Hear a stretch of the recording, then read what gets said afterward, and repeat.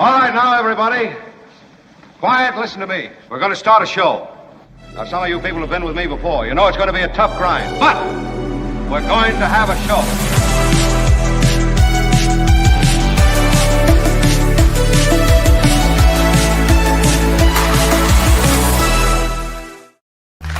Thank you, Christmas audience.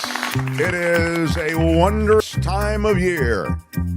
Season's greetings to everyone. In fact, I've got my elves on hand. Of course, Tony is the head elf, as he has command of all things video, audio. He has deep knowledge of the technical side. Kim is my other elf. Kim, how are you? She, of course, with deep knowledge of events that are going on everywhere. And she always keeps us honest. And she's always ready to call us out. And she is super prepared today. I gauge preparation before the show. I do it quietly, I do it silently, and Kim today, super prepared. So yeah, very impressive. We have special guest today, in addition to the wonderful Gary Dietrich, who is a super smart guy when it comes to politics. He's from iHeart Radio and the CBS television stations. Professor Andrew Fraknoi, the celestial ninja. He will be through talking astronomy today. Because as you know, the wise men were guided by a celestial presence that led them to the manger. And I want to ask Professor Andrew Fraknoi, the distinguished scholar and astronomer, I want to ask him if there might be actual historical underpinnings to this biblical tale, which is, to many, simply a mythology that's been built around a divinity. Could there be, in addition to maybe mythological augmentation to the story, could there actually be some celestial astronomical matching of the story in the historical record? And so what I'm asking him... You do not know what you are talking about. How dare you? What I'm asking him is, might this really have happened? That's not fake. That's real. Exactly. So we'll get to that. That's just one of the things we'll be talking about. But I am super curious about it. So one of the things that happened we'll be talking, of course, about the Epstein file drop. We told you, and I don't think we were the only ones. I'm sure it was widely shared as a position across the independent journalism spectrum and even in the mainstream.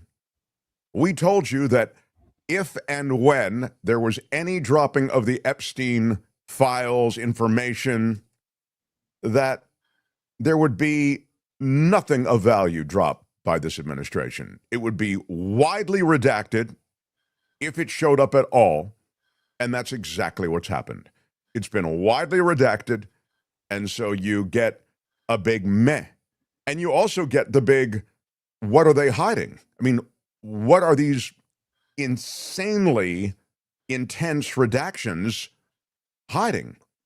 So the idea somehow that there's information there that could be relevant to questions about Donald Trump's involvement with Jeffrey Epstein or other powerful men generally who might be involved with Jeffrey Epstein, these are lingering questions now. So I'll talk to Gary Dietrich, bottom of the hour, and I've also got some clips from weekend shows. Todd Blanche, as you know, who's the personal attorney of Donald Trump. He now number 2 at the Justice Department. He went on the Sunday shows, and you can always tell when they load up their attack dogs for the Sunday shows. So you can say the Sunday shows are, not as much relevance, not as many people watch them, they're kind of inside the beltway, whatever you want to say. But you can judge based on who shows up what the administration feels, Trump administration or Biden administration, whatever, but in this case the Trumps, what they feel is a front and center issue that they need to stop the bleeding on. They need to get their guy out there. So the fact that Todd Blanche was all over the Sunday shows, I've got a lot of Todd Blanche. I've got interviews to share with you. This is reflective of the fact that the administration knows they've got a real issue here with Epstein. And just as they sent out Scott Bessent last weekend to talk about the economy because they knew they had a big problem with the economy, just as they sent out Donald Trump last week to speak about the economy, they know they have a real problem there. This past weekend, they know they have Epstein. So we'll get to that as well. A lot of fires burning. Yeah, what's that? They've got a lot of fires burning. They do. They have to find new experts to send out every weekend. Meantime, I have a kind of a quirky story that was a pretty big deal right out of San Francisco, actually. Yeah. The Mark Thompson Show. Shout out to the San Francisco Bay Area, which is really where this show was birthed. But we are now loving the fact that we have evolved to be inclusive of areas around the globe. But in the Bay Area and in San Francisco, as you may be aware, technology really takes the front seat, and it literally takes the front seat when it comes to Waymo. Waymo birthed again, just as Uber was in San Francisco, and so there's this explosion of Waymo cars in San Francisco that you might not see yet in other cities. There are parts of the country that are beginning to see Waymo presence. West Los Angeles sees a lot of Waymos, but in San Francisco, the Waymos are everywhere. Okay, so you just have to have a sense of, of that, because what I'm about to tell you is pretty crazy. There was a massive power outage in San Francisco over the weekend. In fact, I saw 130,000 people without power, something like that, right, Kim? Yeah, 130,000 PG&E customers, businesses, and residents without power. And apparently, Waymo doesn't do well in a power outage. Waymo just came to a halt and hit the emergency flashers. And I guess, wherever they were, it was just like freeze. They stopped. Tony, do you have, I think Tony's got a piece of video. Here's somebody captured a little bit of it from their apartment. You can see just a Waymo stopped in the middle of the street. This thing on fire if it doesn't move soon. Just the flashers on and it goes nowhere. It just comes and to a then there are other standstill. Waymos behind that also just have their like it's one big piece of gridlock in San Francisco. Now, what happened with that power outage, Kim? What was it owing to, and how long was the power out? They apparently, the BART trains and Muni trains were bypassed because of the outage as well. I don't know exactly why, if it was storms or what, but most of the power has been restored now. Just a few lingering folks without power in San Francisco. Tony's got some other stills up there. You can see the Waymo cars just everywhere. I mean, they blanket the city, and they're all just sitting there stopped, blocking intersections, blocking, this is all insanity. And Tony had the Waymo, when you go to the Waymo app, you were getting this during the power outage. We have temporarily suspended our ride-hailing services given the broad power outage in San Francisco. They think it was possibly a fire at a PG&E substation, but there's no official cause yet. The thank you, Kim. It's noted here. It's never, quote, people that are without power. It's customers that are without power, says Liz. Right. Yes, it's true. It is true. So this is the this situation. Might be what they're talking about. There's a picture with the fire. I don't know if this is real or AI, but this is what's showing up. It looks kind of AI. That might be AI. That's AI. Yeah. But yeah, they have tons of Waymo cars blocking the way while a fire burns. That's it's probably about the severity that people felt the fire looked. Pretty crazy. Yeah. Major damage to a power substation, says Gordon. Thank you for that, Gordon.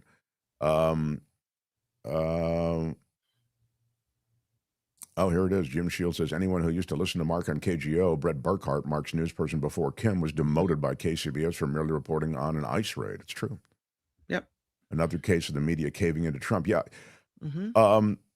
Brett's at, I think his contract was up and they just stopped scheduling him because he happened to be the anchor given that story. So Brett's now in San Diego at KOGO, which I I keep thinking, God, that'd be so hard after being on KGO for so many years to have to say KOGO. Anyway, he's down there and doing well. Yeah, he really did just get caught. Like, he's just the anchor reading copy that's given to him by a managing editor. Yeah. He reads it, and then they tag him with all of the stink that came from reading it. So anyway, Brett, maybe we'll get him on the air. He sent me a text not too long ago. It would be fun to get him on if he's but I just don't want to make any more problems for him. No, he's talking about it. He's mentioned in an article recently about it. Oh, cool. Okay, well then we'll get him going. That'll be good. Yeah. The Mark Thompson Show. Speaking of people having to own decisions when it comes to media, 60 Minutes pulled a segment at the last minute. I mean, almost literally at the last minute. It was hours before it was supposed to air. And they removed this segment from last night's 60 Minutes that was going to feature stories of Venezuelan men deported by the Trump administration to what is this brutal prison in El Salvador that we've talked about at length here on this show. Again, just a few hours before broadcast, Barry Weiss, who's the new editor-in-chief at CBS, requested numerous changes to the segment, at least that's what is being said, and that a later air date would be established because the segment needed additional reporting. But Sharon Alfonsi, who's the 60 Minutes correspondent, been around a long time, and was and is the reporter on this segment that didn't air, rejected that and actually wrote to CBS colleagues and accused CBS News of pulling the segment for political reasons. Here's what Alfonsi said. Our story was screened 5 times and cleared by both CBS attorneys and Standards and Practices. That's the sort of the legal arm. And it is factually correct. In my view, pulling it now, she said, after every rigorous internal check has been met, is not an editorial decision. It is a political one. Now, Barry Weiss, who's the executive, the new executive in charge at CBS, says, quote, my job is to make sure that all stories we publish are the best they can be. Holding stories that aren't ready for whatever reason, that they lack sufficient context, say, or that they are missing critical voices, happens every day in every newsroom. I look forward to airing this important piece when it's ready. Now, the reality is, see the prior comments of Sharon Alfonsi, which are associated with the fact that, look, this was vetted numerous times. It went through a rigorous internal check. The idea that you would pull it at the last minute has nothing to do with its accuracy or additional reporting. It has everything to do with politics and what you worry about, which is somehow serving the Mad King and his acolytes. I'm talking about the Trump administration, of course. And so that happened, and this is what you're going to see more of, because as media has been taken over by right-wing conservative philosophy, and even if it's not truly, because it doesn't really matter whether it's that philosophy is shared by those who are really in control, even if it's really not shared, if there is an effort to mollify, to take care of, to in some way satisfy the Mad King, then it doesn't matter whether they really believe in the philosophy. I mean, it's the whole thing that's going on in Capitol Hill right now. Apparently, all the Republicans are talking behind Trump's back about what a moron he is, an egotistical crazy man he is, but no one wants to actually go up against him and say it publicly. No one wants to stop him from putting his name on the Kennedy Center. No one wants to stop him from imposing these tariffs. No one wants to stop him from doing anything. So back to media. I don't care how you really feel in media. The fact that you're so concerned with keeping the king happy affects information and affects the public's ability to get unfiltered information. So now this information is filtered. It's filtered through what will make the king happy. And he and his people, Kristi Noem, etc., they didn't want to see this piece on 60 Minutes talking about the brutality of this place that we're sending so many people who are scooped up off the streets of America. That's what's going on. Here's what I don't understand. from my understanding of why Barry Weiss wouldn't allow it to move forward, she said it needed comment from the Trump administration. But the journalist said the Trump administration won't comment. So don't you usually, when that happens, just say, we reached out for comment and none was provided by press time or whatever it was? Exactly. Like, I mean, why isn't that enough? Why does it have to have comment from the Trump administration if they have nothing to say? Yeah. No, it's very true. I mean, that's usually easily handled. You know, we approached the Trump administration for comment on this, right? And then usually, and it would have been great if they did comment. But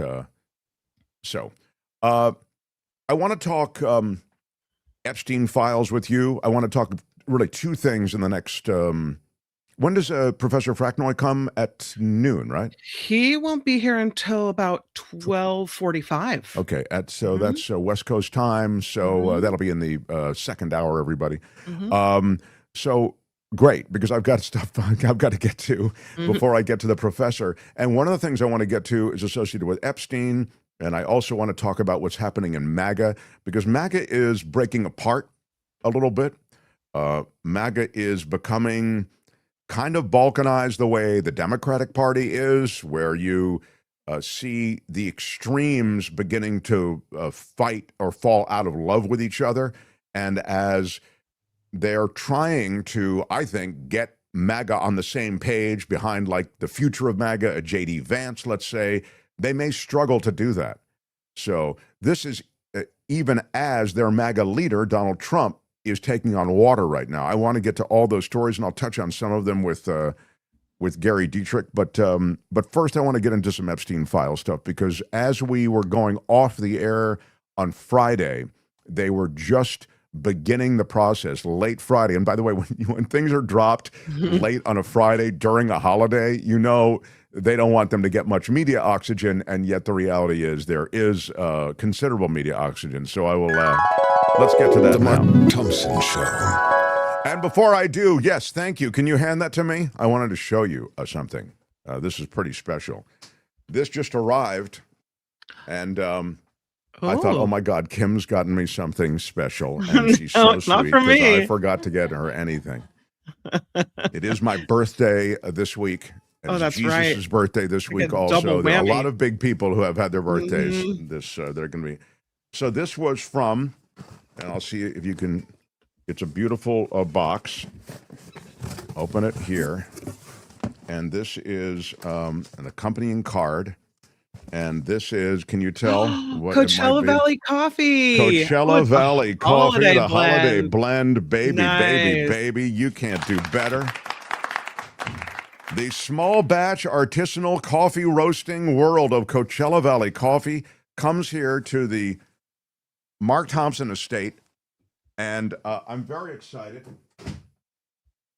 We're going to have them join us this week for a quick hit, so you'll at least get a chance to see. And then there is the card and the nice. wonderful sentiments. Wishing you and your loved ones a Merry Christmas, and Coachella Valley Coffee team. And there's the smile and the heart. Isn't that nice. sweet? Yeah. Love their coffee. Been drinking it. Drank it last night. Drank it all morning. It's the best coffee on earth, man. It's the greatest coffee. You got to check it out. If you haven't, you should. CoachellaValleyCoffee.com. Yes, of course I have it right here. I'll take some. Yep, vanilla Kim tea. has the tea. I have the coffee. Courtney drinks the tea as well. She also drinks the coffee. I think Kim also drinks the coffee.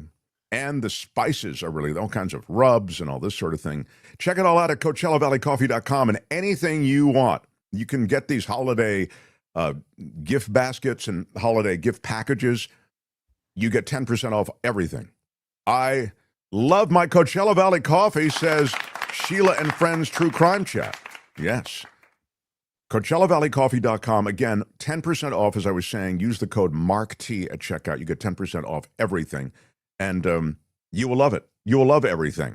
So buy it, take the discount, and you will love it. Put that coffee down. All right. CoachellaValleyCoffee.com. Thank you for being part of our show, supporters for so long. And again, all of you who enjoy it there, get the 10% discount, Mark T at checkout. Now, all right. The Mark Thompson Show. It was a pretty brutal takedown of Donald Trump. And the Sunday shows, coming off of, and we'll talk to Gary Dietrich, coming off of that Trump pep talk or whatever he was doing on, was it Thursday night or Wednesday night, maybe? He got a lot of blowback, even from people who have helped him out. I'm just going to skip quickly to Chris Christie and Chris Christie's takedown before I get to Epstein. Sorry, Tony, I don't mean to throw a curve at you. The Chris Christie thing from the panel on the This Week show, I thought it was interesting because it was a sign that Chris Christie, who you'll remember actually trained Trump for the debate.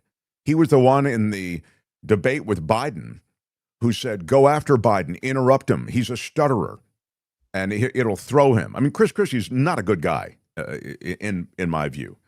But Chris Christie does media well, and his analysis of things is fairly, I think, clear. You tell me. Here's his reaction to Trump and the Trump pep talk speech as well. Just think about it. He sends out that disgraceful post on the murder of Rob Reiner and his wife, Michelle. Then he puts his name on the building named after an assassinated president. Then he gives a frenetic national TV speech filled with inaccuracies and really sounded like he was yelling at the American people that they don't get how great he's done so far. And then he puts these plaques up underneath the presidential pictures he's put on the colonnade, filled with things that you could tell just from reading them that he wrote them himself. Read like Truth Social posts. It did, and even figured out a way to get himself into the Andrew Jackson plaque, but as a martyr. Right. Worse than whatever happened to Andrew Jackson. Look, he does all this, John, in a week where 60% of the people in the country say the economy is no better under him than it was under Joe Biden. The war continues to rage on in Ukraine that he said he was going to settle in 24 hours, and Putin continues to manipulate him to deteriorate the 80-year NATO alliance. And twice now, in the past month, you've seen Republicans break from him on Capitol Hill on both the Epstein files and ACA subsidies to sign discharge petitions to repute both the speaker and the president.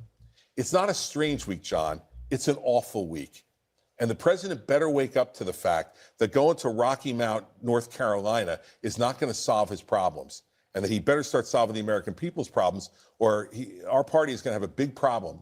Rocky Mount, where he gave that speech on Friday. Yeah, the Rocky Mountain is the reference to the fact that he, went back out on the Feed My Ego tour and, did a stump speech. But the reality is that they do have big problems because this administration doesn't give an S about the American people or about crafting policy that'll help the American people. They've dismantled agencies, even at the Veterans Administration, that would help the American people. I mention even the Veterans Administration because I feel like, that's sort of third rail-ish to touch the benefits associated with the vets.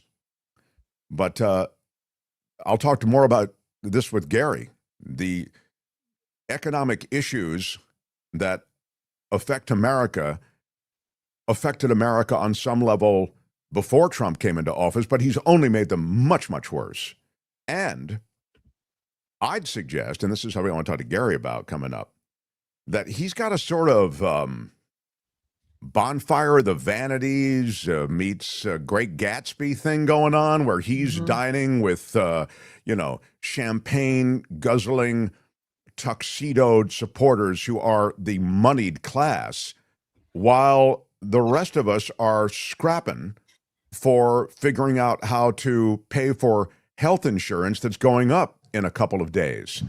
I mean, so I just think he is the shining example of the moneyed elite crapping on most of those who are not part of the moneyed elite. It's a bad look. It's a political price that he won't pay.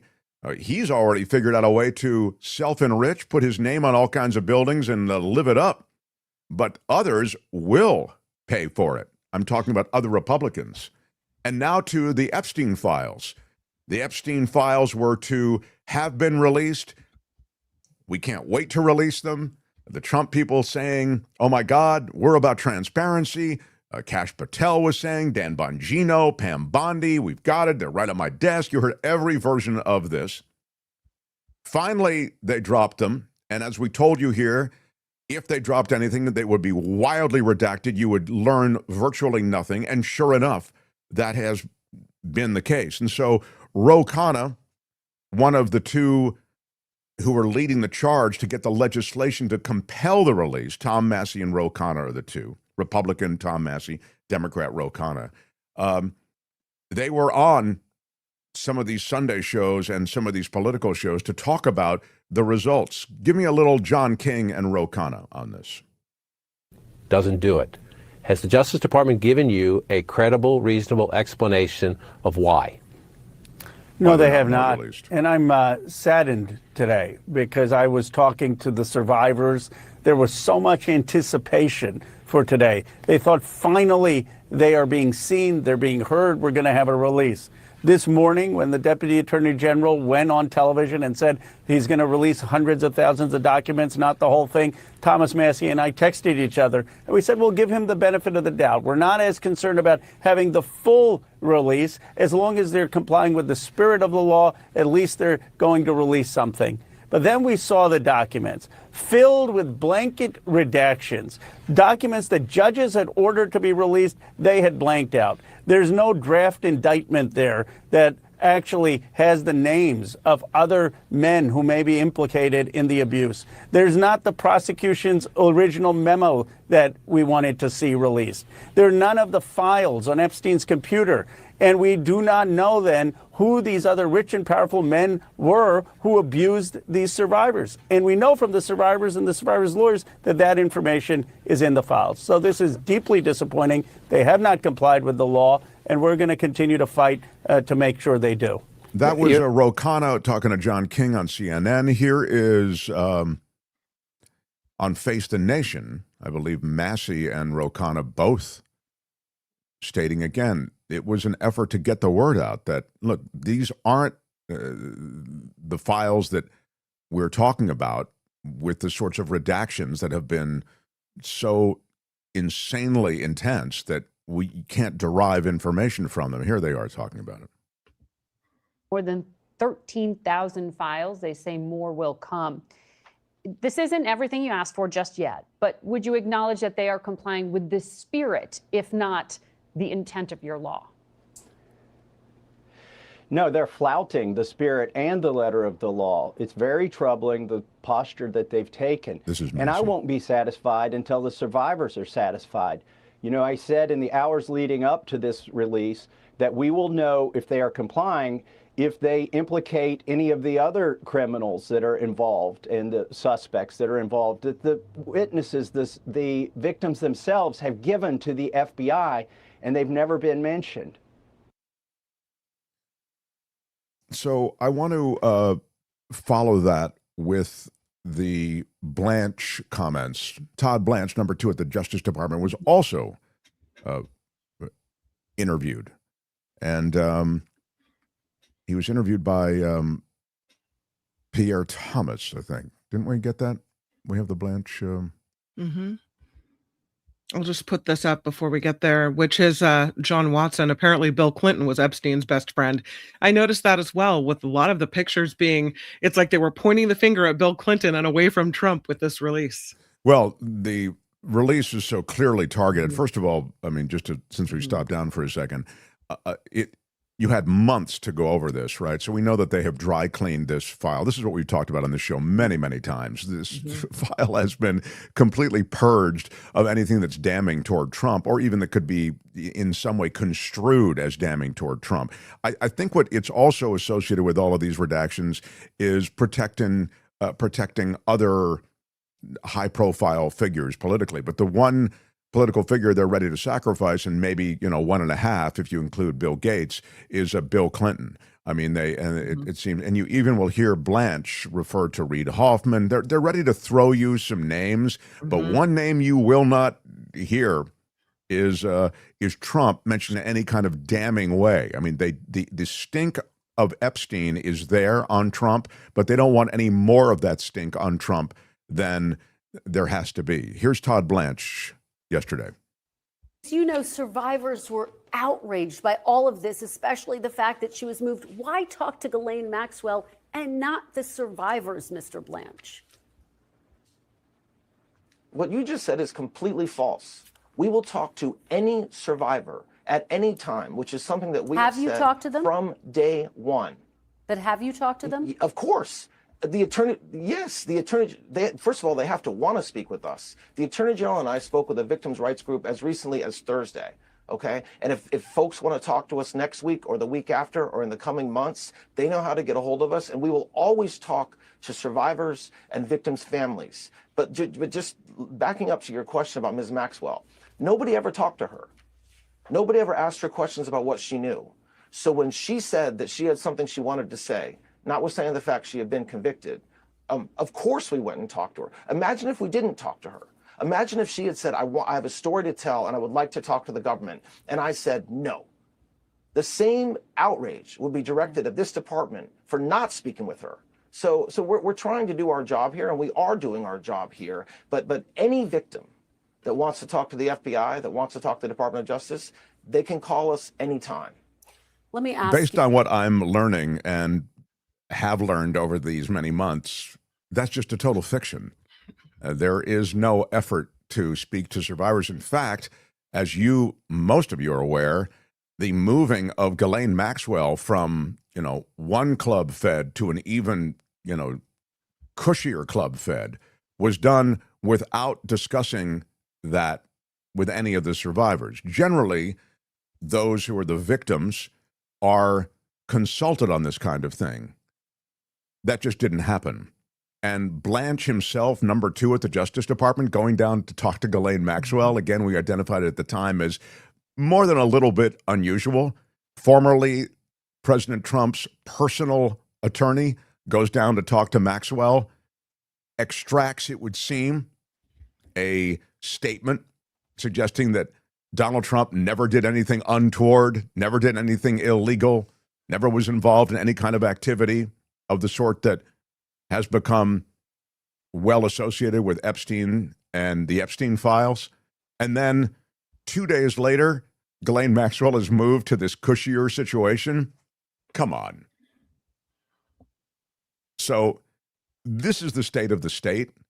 And the Epstein thing is a thing that there has now been political value associated with, right? I mean, Democrats are not letting go of this, but it's not just Democrats. MAGA Nation wanted all of these files released. And as I say, it was something of a crusade. When Biden was president, that's all you heard about. Bondi said it. Kash Patel said it. It's right there, and the FBI can release it anytime they want. Well, now you run the FBI, Kash Patel. All of a sudden, mum's the word. You're busy looking for a blue jacket and a private jet to take you to the next announcement. And similarly, Dan Bongino, number 2 at the FBI. He got in there and all of a sudden, there's no there. Gosh, I was wrong. And now he's resigning. This is a story that's not going away. So we continue. The Mark Thompson Show. Been looking forward to talking to this guy all weekend as events have been really coming at us at quite a good pace. He's the political analyst for iHeart Radio and across the CBS television stations. The wonderful Gary Dietrich, everyone. Hey, Mark, my friend. Good to close out 2025 strong with you today, brother. Yeah, you mentioned that. Tell me what you assess as some of the biggest stories of the year and what might be big political stories looking ahead to the next year. Yeah, well, if you just take a glance back, Mark, I mean, the obvious, the giant elephant in the room is January 20th, when everything changed dramatically, when a new president was inaugurated, not just any new president. And then, of course, after that, the giant T word, Mark, the tariff issue, is certainly, it continues to loom large. People still don't know exactly what the impacts of those are going to be. And then I'd have to say, and you could pick a whole host of other things. I want to come back to the Middle East here a little bit, but certainly what happened with Israel and Gaza, very big deal. Along with that, of course, the associated bombing of the Iran nuclear facilities, a big deal. And now we close the year out. And, just from a purely political point of view, it's the A word. It's affordability, which, everybody in Washington is very nervous about on both sides, particularly the GOP, heading into a midterm election that's going to be pivotal. And we'll talk more about that in a moment, too, here in just 10 months. I would add to what you just said, the dismantling of government. I mean, I think the Doge move, which was illegal, from everything I was able to figure, but maybe you can explain the questionable legality, how this band of laptop-wearing billionaire boys club, tech club wannabes, these are all like the proteges of Musk and his, how they can move into government and dismantle as much as they did. I mean, firing hundreds of thousands of federal employees, closing down entire arms and institutions in government from USAID to basically defanging EPA. That strikes me as a pretty big deal as well.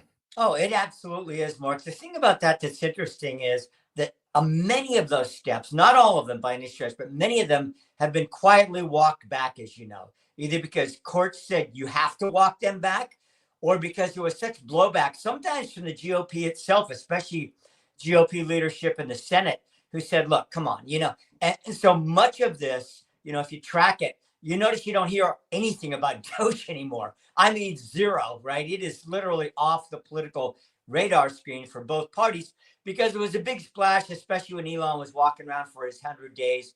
But since then, it has really quieted down. And again, much of that dismantling has been somewhat walked back. And of course, the interesting part of it, Mark, is going to be to see what happens after the midterms and especially after 2028, when it's potentially, if the legality is upheld, that an executive branch can simply dismantle things or dismiss people. Well, then, of course, the reverse is true as well. A Democratic president in 2028 could tear most of the tearing down apart. Yeah, interesting. And that's all people in the Democratic Party, I think about in relation to government, is that, well, maybe we can, put the pieces back together. I'd suggest that the purge, though, is still something that is real. You know what I mean? And the loyalty tests are still real. Gary, I think that maybe they've walked some of it back, but it feels like Washington's a much different place than it was. Oh, no doubt, Mark. I mean, I'm talking about the large scale kind of, dismantling pieces.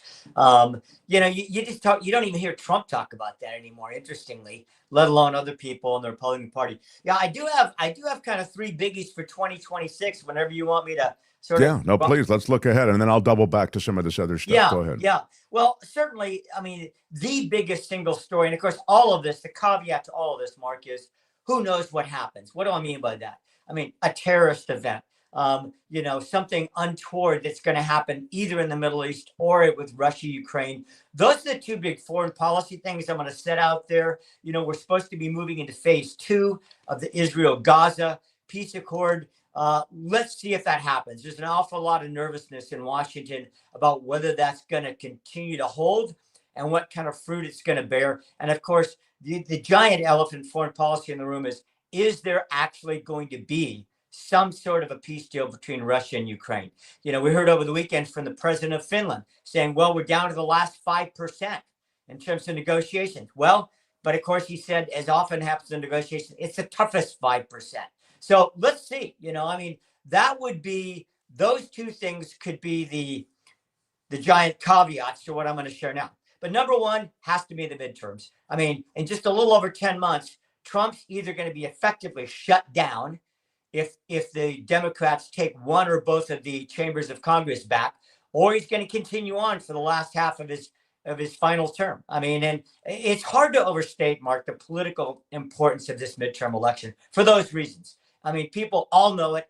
everybody in the country gets this almost intuitively, but the midterms, it's just difficult to overstate how big that is. So I would say that's the biggie. And then also why these midterms are important, Mark, of course, is because they lay a foundation for the next presidential race just 3 years out. And, either a Democratic, nominee is going to be staring at the prospect of a Republican Congress in 2028, or they're going to be saying, look, it's time for us to take the whole shebang back. It's going to be marching orders, in other words, for the next big presidential race as well. So there's number one. If you want to comment on that, I'm certainly open to it. Yeah, there's a lot there. I wonder if the Venezuela moves are going to create anything. You made me think of it when you said, you talked about Ukraine, you talked about the Middle East, you talked about some of these things, and I'm thinking, and the other big foreign policy thing, but you can tell me if it's just posturing, if it's just saber rattling, or if he's really going to begin some kind of a serious military aggression toward Venezuela beyond what we've already seen. Yeah. Well, of course, right now we're in the midst of them sequestering these oil tankers that they say, are flying illegitimate national flags, all kinds of things. And so the only way I think Venezuela becomes a true liability for Trump is if there's a direct military conflict, especially, Mark, if that resulted in any U.S. casualties, right? Yeah. So far, there hasn't been anything from the Venezuelan government about, hey, you know what, you fly too close, you sail too close, we're starting to shoot something. That has not happened at all, right? So far, it's been ramp up the pressure on the regime and the government in Venezuela, and see if you can get the current occupant of the presidency there to basically exit stage left. And that's the strategy. We'll see if it works. It's just interesting, too, this so well, that presidents oftentimes, particularly toward the end of their administration, begin foreign policy moves of one sort or another because they don't really need Congress to do anything on that. They can make those moves unilaterally. Now, as it turns out, Trump has kind of redefined everything. He doesn't need Congress on anything, but I associate the kind of moves he's making with the end of a presidency, and here we are only in year one. Well, that should say something really to those that still harbor the tiniest of aspirations that there's going to be another version of Trump that happens in 2028 and beyond. Even for example, in some of the larger GOP political gatherings recently, there's really no serious talk about that. So, I to say that Trump is a lame duck, he wouldn't want to hear that, but he certainly is coming up to the last 3 years of his presidency. And in 10 months, that process of lame duckness may be seriously accelerated, which takes me into number two, Mark, and that is redistricting. I mean, it is, again, difficult to overstate how impactful all these various independent state actions, when they get amalgamated here, and it's going to happen in about 6 months, when Texas and California and Florida and all the rest of the red and blue states, where they finally end up, whether they've given seats that lean towards a particular party or the other, this is going to have ripple effects not only in 26 and 28, but beyond. And along with that is going to be the massive shoe waiting to drop end of spring, beginning of the summer. We've talked about this, the Supreme Court decision on the Voting Rights Act, and whether they will basically compel states to redraw as many as several dozen districts that most observers believe could, if that happens, lean more Republican. And that would have massive effects on, the Constitution of Congress, potentially for the next decade and potentially even beyond. There's a lot of power that rests with the Supreme Court, it would seem, in this year ahead as well. And, as you look at these and as you prioritize these and as you break out these different issues that will likely become so relevant to American life and political life, wow, Supreme Court is right at the center of the action. Yeah. And, people will say, but Gary, what about this issue, this issue, this issue? The reason I'm bringing up things like midterm elections and redistricting is because they affect all issues, right? I mean, that's the reality of it. They'll affect all kinds of other things, investigations, potential new impeachment calls. I mean, there's just so many things that these will impact everything. And the last one I'm going to say is governor's races, okay? High profile one in California to replace Governor Newsom, but in New York, Kathy Hochul. Now, At least Stefanik, she dropped out. Let's see if the Republicans put up. There was thought that Stefanik could actually give Hochul a run for her money in New York, but there'll be Vivek Ramaswamy in a very pivotal key state in Ohio. And there's going to be others. Why are governors' races so important? Because, well, 3 quick reasons, Mark. One is, as you know, state capitals have been the epicenter of resistance to Trump.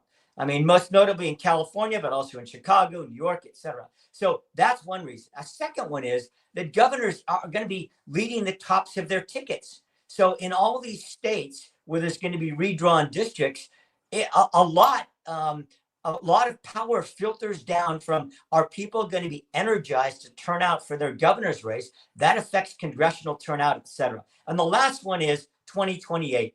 Because make no mistake about it, just look at the Democratic field right now, even the Republican field for the most part. One of the trends in recent decades, as you know, Mark, has been more and more attention paid to governors in their bids for the White House than senators. Now, certainly there were some exceptions to that, but really more and more people, especially when it comes to 28, are looking at Democratic governors as the primary challengers. Yeah, that's such an important part of American life and of life politically, and it's funny, we overlook it oftentimes because we're looking at top of ticket stuff, or we might get distracted. I haven't really talked to you since President Trump went on television with that pep rally or whatever the hell he was doing there for 18 minutes. Play a little bit for Gary, and then I just want to get your general thoughts, because and before we start, I just want to say I used to think you're Trump, charismatic. I mean, I know I've been criticized on the show for talking about him as a generational political figure, which I think he is. And I think I'm not saying it's generationally good political figure. I'm just saying, in terms of a transformative figure, I think it's undeniable. But I think part of this is a charisma dynamic that seems to be completely lost now. And I didn't see any of it in his remarks. But I'm more curious about your thoughts. So play a little bit for Gary, and then we'll get his thoughts.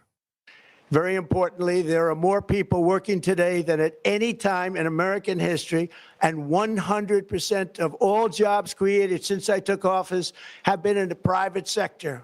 Think of that. 100% of all jobs have been in the private sector rather than government, which is the only way to make a country powerful and great. This historic trend will continue. Already, I've secured a record-breaking $18 trillion of investment into the United States, which means jobs, wage increases, growth, factory openings, and far greater national security.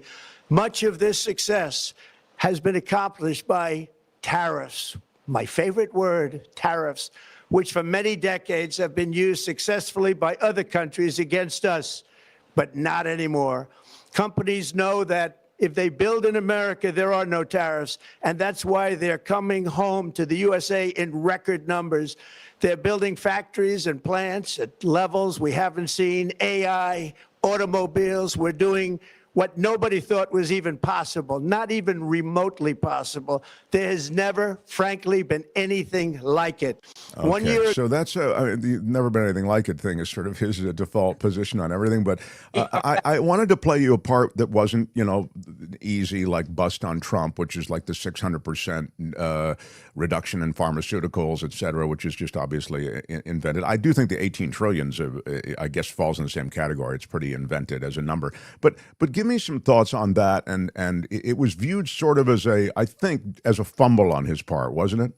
Well, I think the main thing, my takeaway from it, Mark, was there was almost nothing new in it, with the exception of the $1,776 bonus to all U.S. military members, And other than that, it was really a recitation, in Trump's view, of course, of all his successes in the first year of his presidency. You step back from it, and really what I saw it as, Mark, is a campaign speech. Many people are viewing it this way. Basically a kickoff for the midterm elections is the way I viewed it. It had all the Trump elements, all the exaggerations, all the everything, I saw it more than anything. Did he really convince anybody? Did he move the needle in terms of changing minds? No, I don't think anybody believes that. I saw it as rallying the base. I saw it as getting the troops in order, getting people ready to charge out the gate come the first week of January. Because again, we're talking 10 months That is a very short window to orchestrate what effectively is going to be a national campaign by both parties to try to either advance the Trump mission or absolutely capsize it. Is there a way that the GOP candidates can advance their own mission without having to embrace the Trump mission? Because I think, and I was surprised, he parades these tariffs around like it's some victory lap he's taking over how great they're doing, when the reality is Americans, I think, increasingly associate them with higher prices and with the brutal realities of tariffs, which are not favorable to consumers.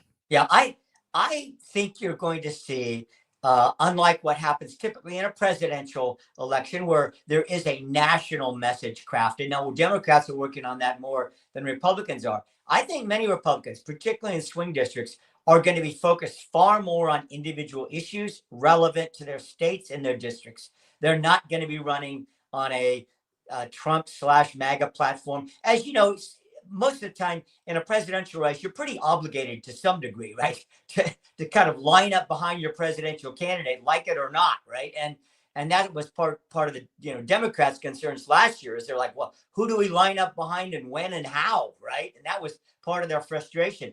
But they are really working to craft a more unified message right now. I think Republicans are like, look, when I'm out stumping in my district for things that I think are popular in my district, in my state, yeah, I'll get behind Trump. But where they're not, you're starting to see, and you're hearing a lot more of this in the national media, the so-called cracks in MAGA, right? That you're seeing people diverge, and most notably, I mean, high profile, right? Marjorie Taylor Greene, even Stefanik, as she's stepping out of Congress here at the end of this term, are making no bones about it. Here's the big challenge, I think, Mark. In the Democratic Party, there's several dozen sitting Democratic members that are being challenged by progressives. That's a problem. That for just in terms of sheer raw numbers, right? Democrats in Washington, the DNC, are saying, look, we need to retake the House. Let's everybody take a chill pill here. But that's not really happening with Mandami's success. On the Republican side, likewise, there's people saying, look, I don't care if I get primaried. I got to survive in this purplish district, and I can't veer hard right just to try to make that happen, to get behind the president. Well, this is kind of what I was getting at when I was talking about Trump and his group that he's assembled in Washington. They really are the elite of the elite. I mean, Witkoff, who's handling things, is his golfing buddy. He's a billionaire real estate guy. You can go Bessent, same story. These are all, the moneyed aristocracy now runs America. And you could say, well, the money aristocracy always ran America. It's an oligarch. I get it. But I'm just saying now they're really on display. I mean, the Klieg-lights are getting hot. And I guess what I'm getting at with regard to what you're talking about in Democrats is, on both sides, I think one can reasonably say, hey, the system isn't serving me.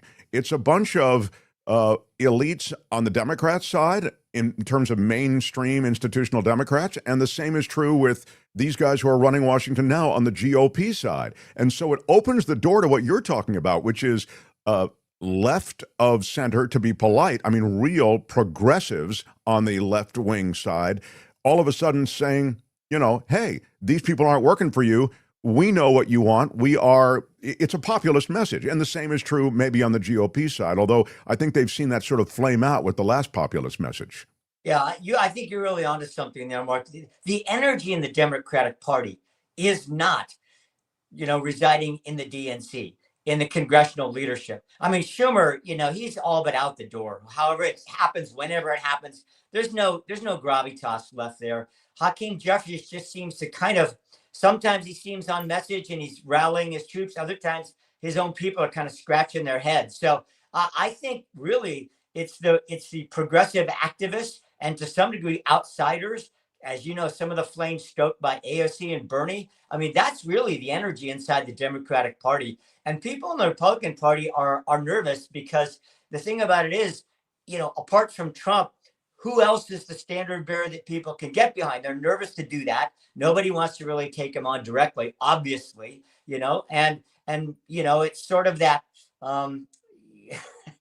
Trump brought in some of his chief critics, Rubio and others, right inside the fold. So there's some rumors now that Ted Cruz is starting to take a serious look at 2028. He was a big anti-Trump voice in the past. Will he be in the future? We'll see. Yeah, very really interesting. I'm way out of time with you, but I have to shoehorn in one quick question about Greenland. What the hell is happening? Trump's making noise like he wants Greenland again. Oh boy. Some of these things just recycle. We haven't heard about Alcatraz either, Mark. Maybe that'll come up on New Year's Eve. I don't know. I mean, is there anything serious? He started upsetting, of course, our Nordic friends talking about Greenland again. Is there anything really to that? I think most people say no, so these things just seem to have a life of their own. They just sort of pop up like whack-a-mole every once in a while. And you're just like, what's precipitating this, right? Is there anything we should know new about Greenland? No, so it's sort of like in a moment of boredom or whatever. Let's throw the Greenland card back down on the table. I don't have any explanation for it. I don't really think there is one. I mean, here's one. He just wants something, and it kind of goes on what you're saying. He wants something to throw into the news cycle that's not Epstein or not economy. It's a distraction, I mean, but that's about the best I can do, because I can't understand anything reasonable about mentioning Greenland and trying to, it's not a political winner. Nobody's talking about it. I don't understand why, he's fixated on it. But suffice it to say, Mark, nobody running for Congress in Iowa is going to be bringing up Greenland. I'll guarantee that. Exactly. Hey, listen, love all your contributions all year. You're so wonderful to have come over here to begin with. And I literally look forward to these conversations through the weekend. And you're so sharp. You're so great at also talking me off the ledge as I panic. So I hope that the year ahead has many more of these conversations, Gary. And I wish you a Merry, Merry Christmas. And I look forward to the next year as well. Likewise, Mark. And I simply want to say kudos to you, man. You've really built this show. And I know you've had milestones on that in your likes and clicks and YouTube and all that stuff. Congrats to you. I'm glad your listenership has not only stayed around, but growing. And it's always a pleasure, buddy. We'll look forward to talking with you in 26. Awesome. Gary Dietrich, everybody. Right on. Right on. By the way, Gary is sponsored by Bill Campbell at Remax Gold. If you're relocating into or from Northern California, a lot of Northern California listeners and viewers, you want a highly respected real estate professional, Bill Campbell is that guy. Remax Gold is where you can find Bill Campbell. Call or text him, 530-448-7474, 530-448-7474. Bill Campbell, Remax Gold. The Mark Thompson Show. Who's Mark Thompson? I'm sorry, Dave. I'm afraid I can't do that. Jada had nothing to do with it. Hey, Mark. It's George Santos here. A lot of people are telling me you're a liar. That's pure speculation. We're in better shape, but I don't think we're in wildly better shape. I love it when you're angry. Your Honor, I'd like to ask for a recess. Where are my weed smokers at? What do you think I'm going to say to you? Don't talk to me that way. That was very inappropriate. That's not fake. That's real. Seriously, what the I love it. It was great. I loved it. It was wrong, it was stupid, and I'm trying to be a better person. It's fantastic. Whoever is producing this thing has no idea what they're doing. The science is ridiculous. Right on, everybody. Great to have you here on this Christmas week. Chinooka is done. I think last night was the last night of Chinooka, according to Smokey Robinson. And that's it. I got my hair dyed a little bit darker for Christmas. Chinooka? Yeah, you're right. I'm Chinooka. I kind of let it fade a little bit, and then I lean in hard on the hair dye for Christmas. But Chinooka's done. I hope everybody had a good Chinooka. This is the email address. It's themarkthompsonshow@gmail.com. And if you have something to say to us, you can. I've received a lot of positive You letters. can say it. I've got something on homelessness in Utah. I will follow up on that. Something from Debbie in Idaho about Jim Beam. She points out that Jim Beam is shutting down production of their bourbon at the Kentucky distillery for a year because Trump's trade war has hit sales, and apparently Jim Beam's in trouble. That's right. Looking at the article that she sent along, and it's very hard because it's in this app that I guess I don't know. Everybody's got an app, and you've got to open the app and agree to it, and then they send you this, and then they send. But the U.S. liquor sale numbers are already declining, and so this kind of falls in line with that. But the Canadian boycott of American liquor is hitting. You got young adults cutting back on drinking. The Canadians boycotting because of the tariff problem. And Jim Beam, which is owned by Suntory Global Spirits, is one of Kentucky's biggest bourbon producers, as pointed out. $9 billion worth of whiskey and bourbon in that industry. That's a lot of booze. That's a lot of, yeah.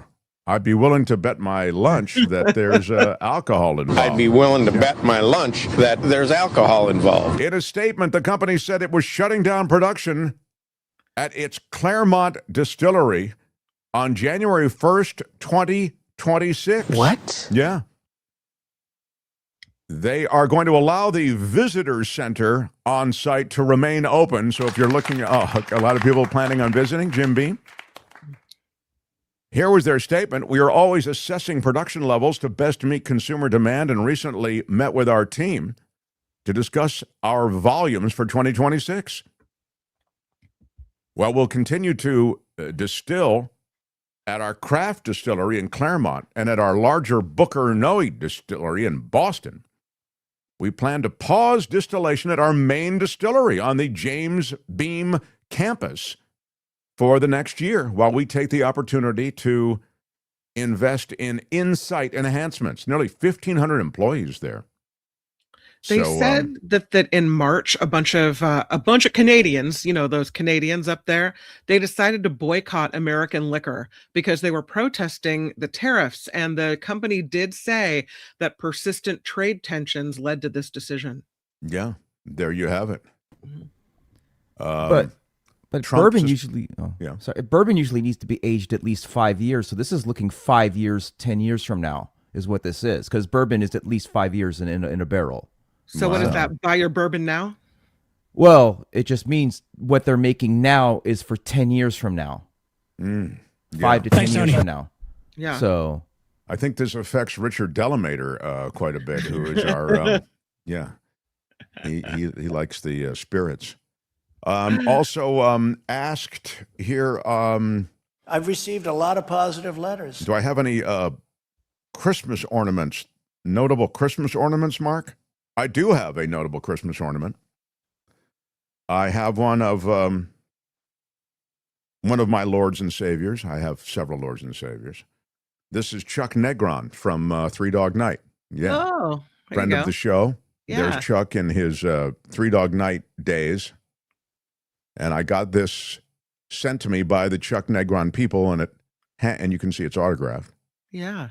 And it's really quite special. So that's the Chuck Negron Christmas ornament. And there's this Christmas ornament as well, homemade. A Mark Thompson Show Christmas ornament. Yes, this was made by a listener viewer back in 2015, 10 years ago. Nice. Yeah, pretty cool. And that was from Sayo Jones, who used to be my number one fan. I don't know where she is. I haven't heard from her. She kind of liked the radio show, and then the radio, and she kind of came to the radio, and I think we got really political, and maybe she's moved on. I don't know. I hope she's out there somewhere in the universe. But Sayo was really wonderful. She came over here and actually helped out with some merch stuff early on. So it really took a village to put it together. But early on, she did this. Even before this show started, she got the best Christmas ornament I'll ever get right there. So yeah, that's the answer. I've got a couple of cool Christmas ornaments. It looks like 20 years ago. Yeah, is that right? It does. Yeah. Chuck Negron is 81, 82. Yeah, I think he is 81, I'm guessing, which is amazing. So if you've never read the book, I think we did a really good interview with him. You can find it on this channel. We did. The book, Three Dog Nightmare, really details this insane life that Chuck Negron had, and so I recommend it to you. I remember Sayo, says Candace, she did Mark's Madness. Yes, she won Mark's Madness. That's right, Candace. I hope she's okay. Thank you. I'll reach out to her just to make sure she's fine. But before I get to, I've got Professor Andrew Fraknoi coming up later this hour. I wanted to mention that normally we would be talking to Sarah Kendzior right now, but Sarah's on the road. She's doing holiday road travel, and so we will not have Sarah today, but we'll be having her join us next Monday. So that's just a note in your a program note. So what I do have for you, though, The Mark Thompson Show, is some serious questions now emerging in the world of MAGA. We're a MAGA nation now. They run everything, you know. And so they had a big conference, convention. It's the Turning Point USA convention and conference that featured a bunch of different speakers. And there were already in the collection of speakers areas of disagreement. Ben Shapiro, who's a very high-profile right-wing pundit, as you know, and podcaster. He's got beyond just that, of course. He's got an industry. He was taking on MAGA in some of the ways that are associated with the MAGA grift that he called out. Over the weekend, it was J.D. Vance who was drinking in the MAGA adulation. As you know, he was endorsed by who was he endorsed by? Kim. He was endorsed by Charlie Kirk's wife. Oh, Erika Kirk. Yeah. Yeah. Thank you, Kim. The reality is that it's way early for that endorsement. We kind of spoke of that last week when it happened. But she loves him. She really loves her J.D. Vance. Here is J.D. Vance at addressing the crowd at Turning Point USA. And in the meantime, what are the Democrats offering you in the meantime? I got to say, ladies and gentlemen, they are not sending their best. Omar Fateh was Ilhan Omar's candidate for mayor of Mogadishu. Minneapolis. Little Freudian slip there. Oh, Jasmine Crockett. The record speaks for itself. She wants to be a senator, though her street girl persona is about as real as her nails. In the United States of America, you don't have to apologize for being white anymore. And in the meantime, I'll tell you something. That's 2 points. First of all, that's a scary way to stick that landing. With you don't have to apologize for being white anymore, and there's this huge cheer. I mean, it just really does scare me. And the other thing I would say is that he doesn't have the fluidity of his boss, Donald Trump. Donald Trump is on and off prompter. Neither one of them is super smooth. But you can see J.D. Vance with the canned lines, with the put downs of those who are high profile figures on the left to give him kind of he can dunk on those figures through, as I say, planned remarks. And I'm not saying that most politicians don't have planned remarks, but I'm suggesting he's really not comfortable, I think, as a stump speech guy. He has no charisma. He doesn't have the charisma of Trump. Usually when J.D. Vance makes a joke, it lands flatly and there's this awkward silence afterward. But at least at Turning Point USA, he seems to have found an audience that will react to his flat jokes. Well, I mean, he's got, they're jacked up, right? They know when to laugh. They know when to respond.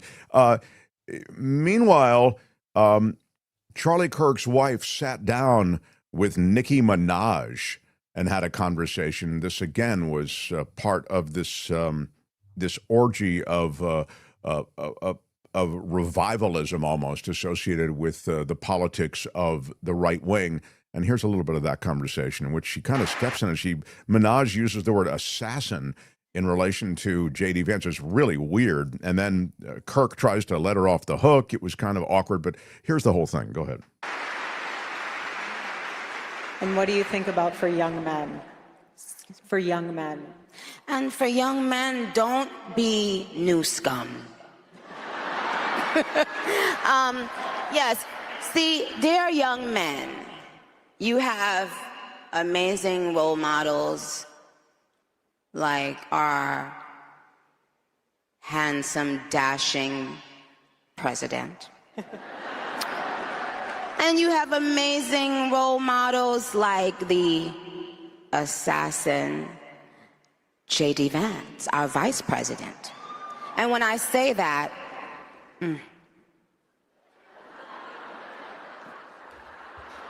That's just so weird. Trust me, there's nothing new under the sun that I have not heard, so you're fine. Yes, we did.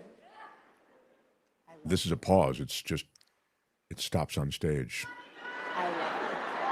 You have to laugh about it, truly. I have been called every single thing, and you know what? God is so good, you let it roll right off your back. And this is what's so beautiful about this moment, because if the internet wants to clip it, who cares? I love this woman. She's an amazing woman. She has a soul and a heart for the Lord.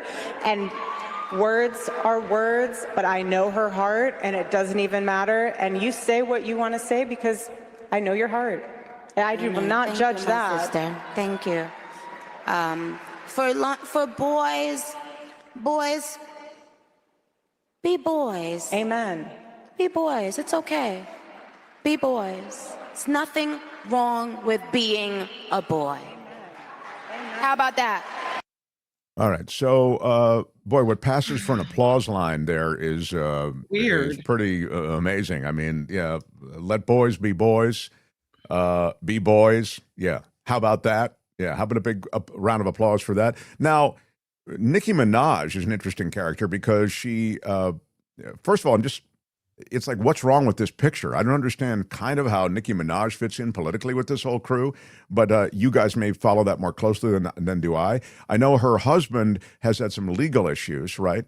And the Trump ass kissing that went on at the beginning, where she's saying, our whatever she said, our sexy, what did she say? Our handsome, sexy, she's talking about Trump, right? And they are kissing my ass. They're looking for in that world, I think, something that will grant her her husband some kind of discipline. Do you know what the story is on that? Tony I think he was facing some prison time or so. So I think he's looking in that moment.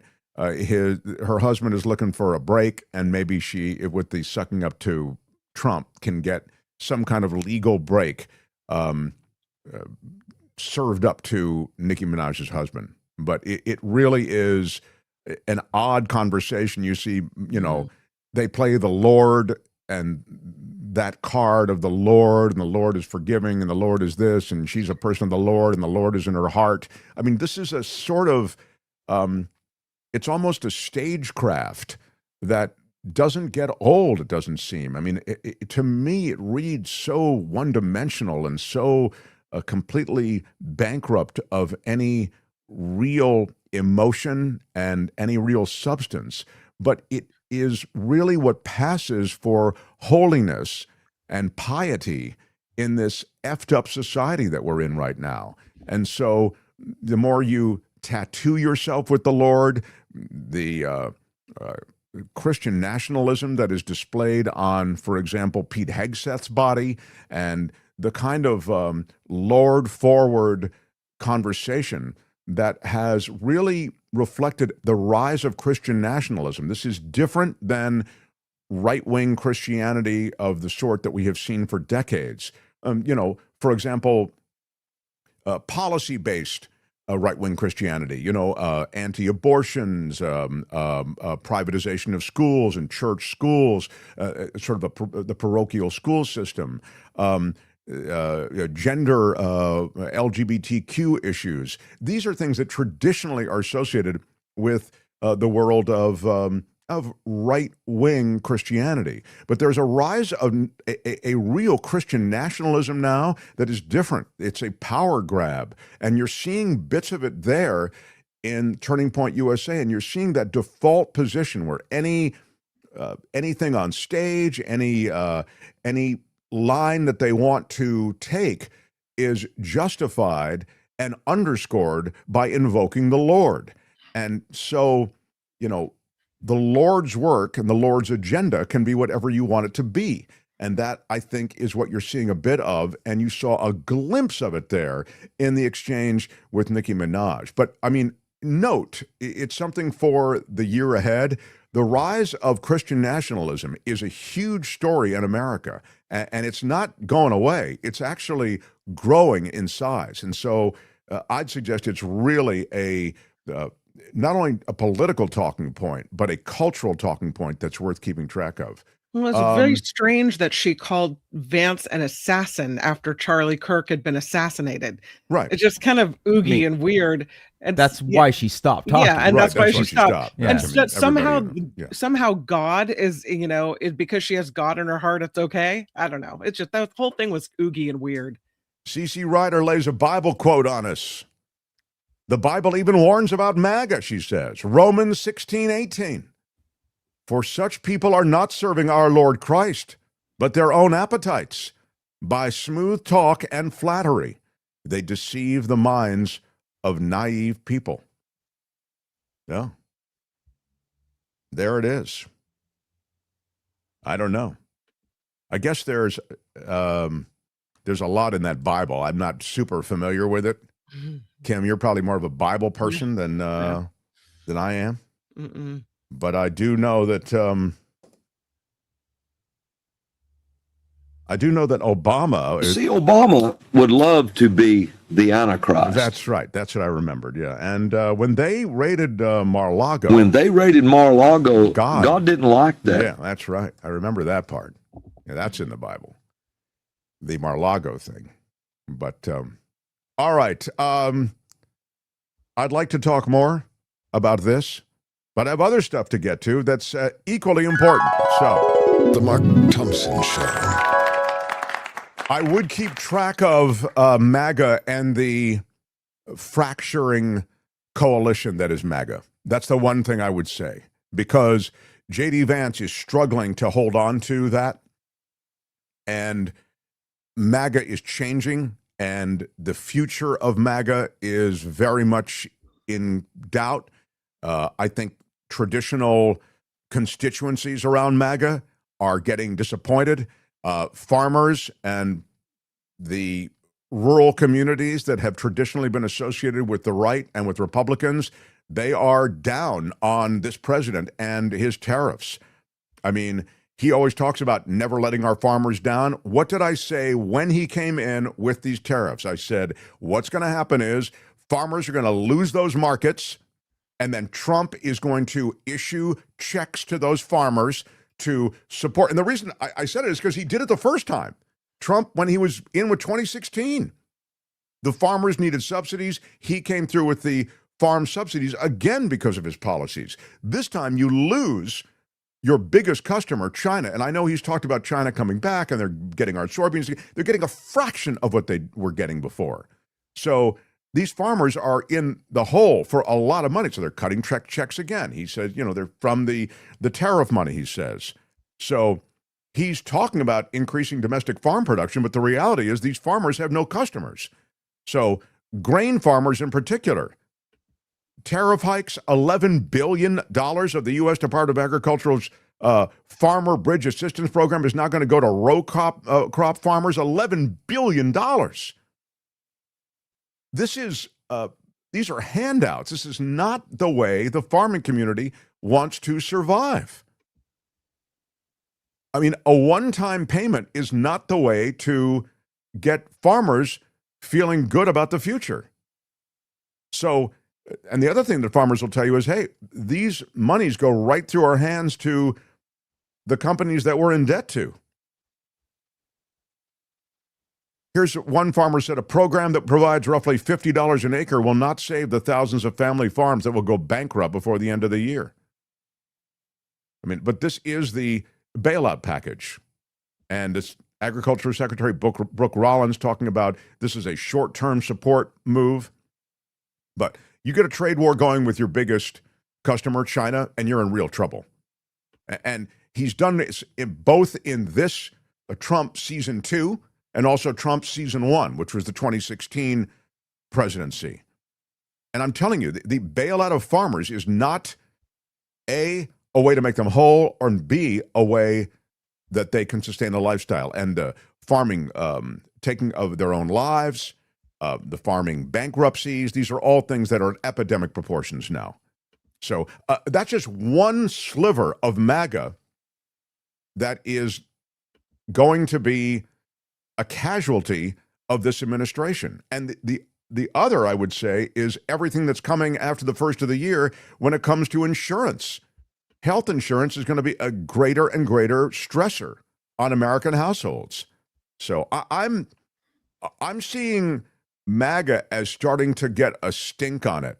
And what they'll do, and they may do it effectively, is they'll try to fold in cultural issues. So you're going to hear more about the trans community. You heard it even the other night when Trump was, saying your men are not competing in women's sports anymore, all of this kind of thing. But the reason that won't work as well is because as economic issues grow, they will eclipse everything of a cultural nature. And you'll realize, I don't care about gay marriage. I'm trying to keep food on the table. And you begin to see these cultural issues recede in terms of importance. So I'd watch for this as MAGA Nation looks for the next leader, and J.D. Vance tries to navigate that and become the next leader. There's going to have to be increasingly an address toward those things that are real issues in MAGA Nation. And I'd say, again, gay marriage is not really an issue that anybody cares about, especially when they're going up against the economic headwinds that we're seeing. All right. I need some news from Kim. I need some recognition that Lucy McAllister is my favorite McAllister. Yay, Lucy.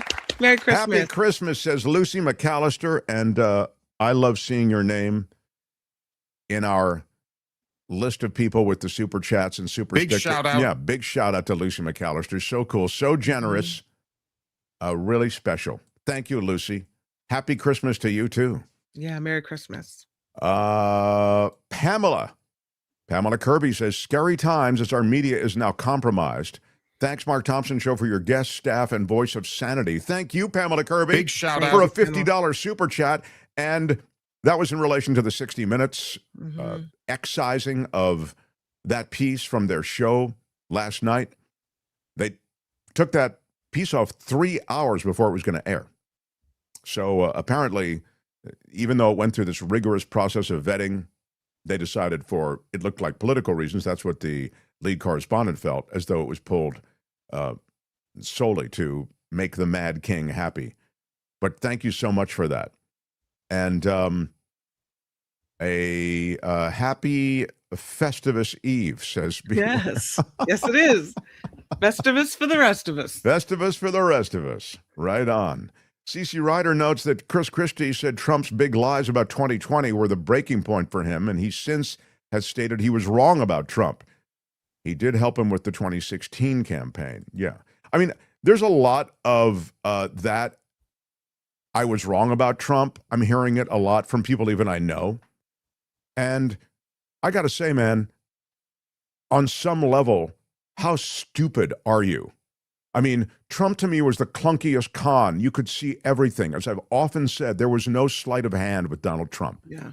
Everything about him was right up front. Even his military flexes. I always heard about he was a peacenik. He was going to end these wars. He'll say whatever. He's a con man. So I think there's a level of, I'm sorry, but I think there's a level of naivete, might be a more polite way to put it. And hey, I guess you can't be blamed for believing what you want to believe, but I'm really, I mean, at least people who are, I don't know, the religious right or supporters of Israel or something, maybe they saw that one issue that was going to be served that way and they were ready to look the other way on some of this other stuff. But I think some of the other stuff is now just so grotesque that we don't get the same response from even those people who, the Christian right, who see so much of what he does as unchristian, or even supporters of Israel who see it as now a more problematic kind of geometry associated with the Middle East. So anyway, I don't know how I got into that, but in any case, let's get some news from Kim, and then the great Andrew Fraknoi, the professor, will join us next. Smash the like button if you would. Hit the thumbs up. It helps us in the YouTube universe, man. Come on. And we, of course, are available as an audio podcast on Spotify, on iHeart Radio, on the Apple Podcast platform. If you want just the audio, you get it every day that we have a show. Bravo. Thanks for being here, Mark Thompson Show. The Mark Thompson Show.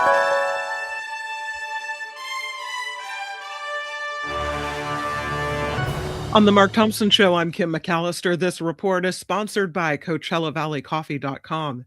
President Trump is expected to make an announcement about military shipbuilding later today. Trump will speak alongside Secretary of Defense Pete Hegseth and the Secretary of the Navy from Mar-a-Lago in Palm Beach. Comes after the U.S. pursued another oil tanker from Venezuela over the weekend as its tensions with that country are on the rise. Speaking of that ship, it is apparently now turning away from Venezuela. According to CNN, the ship was empty and it was set to pick up oil from Venezuela on Sunday. This all comes after the U.S. seized 2 tankers so far over sanctioned oil. President Trump is naming Louisiana Governor Jeff Landry as his special envoy to Greenland. Trump said in a post on Truth Social that Landry understands how essential Greenland is to our national security. Landry has been Louisiana's governor since 2024, though it's unclear whether he'll have to leave the governor's mansion to take on the envoy route. And the officials in Denmark are not happy. No, I mean, they've recalled the U.S. ambassador, I believe. Right, exactly. They want to have words. There's a top aide to Russian President Vladimir Putin now contradicting the claims made by the United States of productive meetings in Miami this weekend. According to a Kremlin state news agency, Putin's top foreign policy aide said most of the peace plan proposals offered were put forward by Ukraine and Europe, and they will not suit Russia. But Special Envoy Steve Witkoff and other Trump officials involved in the conversation said they held productive, constructive meetings to advance the administration's peace plan for Ukraine. So not a meeting of a minds there as to what even happened at the meeting, let alone on a peace plan. Any peace plan that goes through Witkoff is going to be a Russian peace plan. He is surrounded by Russians and Russian interests. Witkoff is hip deep in Russia. He is a real estate mogul. He is not some diplomat steeped in diplomatic history or even cultural history. He is a businessman, and a rich businessman who played golf with Donald Trump all these many years. We identified that right away when he was first appointed into this position. And more to the point and more relevant when it comes to Russia is he has ties to Russia that are significant. And so that when you see these pictures or accounts of Steve Witkoff going to dinner with the Russian envoy, going to dinner with all of these various Russian negotiators, when he's there, and that's during the time he's supposed to be forging some kind of agreement between Ukraine and Russia, he's only with the Russians.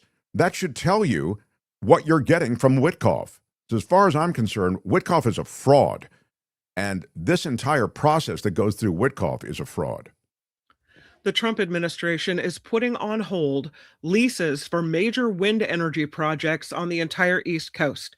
Interior Secretary Doug Burgum confirming the suspension in a post on X, writing, 5 leases are being paused due to national security concerns. The projects were located near New England, Virginia, and New York, with the possibility to generate enough electricity to power up to about 2.5 million homes. So all offshore wind farms under construction suspended.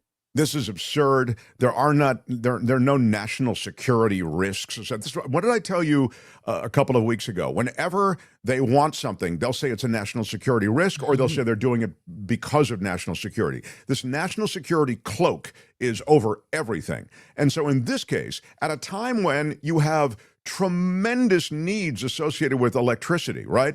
Power needs with AI, power needs with crypto. This is an incredibly power-intensive effort, electricity grid-intensive effort in these technologies, leaving aside just general sort of consumerism.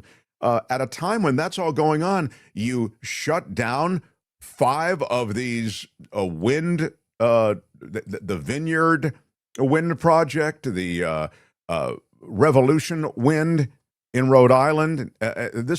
These are big projects, as you say. I don't understand. I mean, is this just cultural? Is this just they view this kind of the way they do trans rights as some kind of right-wing talking point that they want to follow through on? I mean, he's always, Trump has had a knife out for wind energy because it's spoiling the view on his Scotland golf course. Wasn't it cancer causing? Didn't he say it was cancer causing? Yeah, he's created all kinds of ridiculousness. But again, there were years of review. State and federal agencies, including the Coast Guard, the Naval Undersea Warfare Center, the Air Force, they all looked at these leases. There are no national security risks associated with them. This is utter absurdity. And, you'll remember 2 weeks ago, a federal judge struck down the executive order blocking wind energy projects from being greenlit. And Trump wanted to halt virtually all leasing of wind farms on federal lands and waters. The judge, in the judgment, called it, quote, arbitrary and capricious and a violation of U.S. law. So what does Trump do? Trump is able to cloak it all in national security. And he gets Burgum to run interference. And so that's where we end up. The Interior Secretary runs this area, these offshore waters, and so he's able to step in and do it that way. It's outrageous. CBS News editor-in-chief Bari Weiss defending her decision to abruptly pull a 60-minute segment on El Salvador's maximum security prison, CCOT. The segment was teased as an inside look at the brutal, torturous conditions within that mega prison where the Trump administration has sent hundreds of deported migrants since starting the second term. According to the New York Post, Weiss stood on her decision, telling the outlet she held the story because it wasn't ready.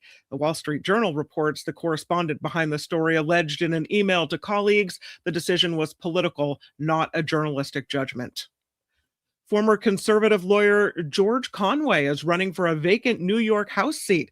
The former conservative lawyer turned ardent critic of President Trump filed paperwork to run for Congress in New York City as a Democrat. He has not formally launched a congressional bid or commented on it publicly, but a source close to Conway told NBC News he will have more to say in the new year after the holidays. House Minority Whip Catherine Clark says Democrats are considering all options to get the full release of the Justice Department files relating to convicted sex offender Jeffrey Epstein. Clark accusing the White House of working with the Justice Department to engage in a massive cover-up to avoid complying with Epstein Files Transparency Act.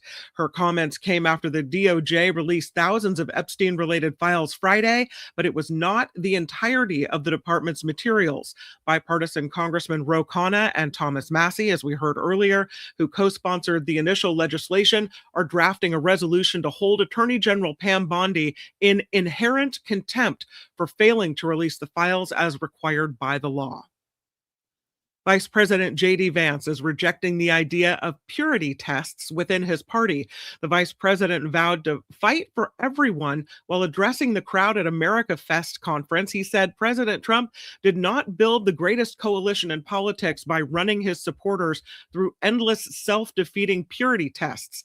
Vance continued pushing back on the divide, sharing that the president says, "Make America great again because every American is invited." A swimmer remains missing after a possible shark attack off the coast of Monterey County. It happened just after noon Sunday near Lovers Point in Pacific Grove, the site of two other shark attacks, I believe, this year. Authorities confirmed 2 people reported seeing a shark shortly before the swimmer, a 55-year-old woman, vanished. One witness reported seeing a shark with a human body in its mouth, though that is not confirmed. Oh my God. I know. Sunday, Pacific Grove closed all beaches within a mile of Lovers Point. The city is calling it an unconfirmed shark incident. The world's largest mozzarella producer is closing its 115-year-old plant here in California. Leprino Foods is shuttering its dairy processing plant in Lemoore in the Central Valley in early 2026. The East plant supplies cheese to Domino's, Pizza Hut, and Papa John's. The closure is expected to result in the loss of more than 300 jobs. Officials with the National Park Service in California are looking for 2 people seen throwing rocks at an elephant seal. It happened at the Point Reyes National Seashore in Marin County. The incident was captured on December 6th by live stream cameras at Chimney Rock, which is an area known for elephant seal viewing. Snoop Dogg will be adding NBA analyst to his resume next month. He'll join NBC's Peacock broadcast for the January 5th game between the Warriors and the Clippers. Snoop will team with Terry Gannon and Reggie Miller to call the second half of the game. He's like the most popular commentator. Remember, he did the Olympics last Olympics. Yeah. Philadelphia Flyers radio announcer Tim Saunders has been suspended by the team after he made an inappropriate comment during the team's loss to the Buffalo Sabres Thursday night. He jokingly asked someone to perform a sexual act during the third period after he thought he'd sent the broadcast to commercial break and was off the air. Yeah, Flyers. I saw this. It was just when the mic, you think the mic's dead and you think you're in commercial. The mic's always on. Every mic is a live mic, is what they say. Yeah. Oh, he has now never count on your board op being good. He now has as a board op. He now has a 2-game suspension. 2 games suspension. Okay, there you go. Yeah, 2 game suspension. That's not very much for that. Well, he'll come back with the apology. Would you like to apologize for what you've done? He'll do a full Tubin, I'm sure on that. It was wrong, it was stupid, and I'm trying to be a better person. Yeah, I see that. I think that's the plan for him. Did you hear what he said? Yeah, no, I heard what he said. I I didn't hear it. All I know was he had told someone to do a sexual act. I don't know. Exactly. It isn't that bad, honestly. It wasn't. It wasn't like that actually almost makes it seem worse than it was. Exactly. It's that you make it sound way worse than it was. Not even close. And lastly, there's still no winner in the $1 billion Powerball lottery. No one matched all 6 numbers Saturday night. So now the Powerball jackpot rolls over to tonight's drawing, worth an estimated $1.6 billion. Now you're talking about real money. Now you're talking. I could build my own telescope and I can get Professor Fraknoi to help me navigate the heavens with that kind of dough. You might even be able to buy a seat on Blue Origin. Oh, that's right. I mean, with that kind of money, you could go to space. This report is sponsored by CoachellaValleyCoffee.com. The best tea you'll ever taste. Mark loves the coffee. The holiday blend's still in stock. It's there, and they're fast shippers, so you might not get it in time for Christmas, but certainly by New Year's. CoachellaValleyCoffee.com. Please check the website. They have really great tasting notes, and then use the code, the super secret code, the Mark Thompson super secret code to get your discount. It is Mark T, no spaces, Mark T at checkout. That'll save you 10% off at CoachellaValleyCoffee.com. Love Coachella Valley Coffee. Yeah. Definitely get the 10% off with Mark T at checkout. Put that coffee down. Okay. I'm Kim McAllister. This is The Mark Thompson Show. Professor Fraknoi next. Feel it in your soul. The Mark Thompson Show. Who's Mark Thompson?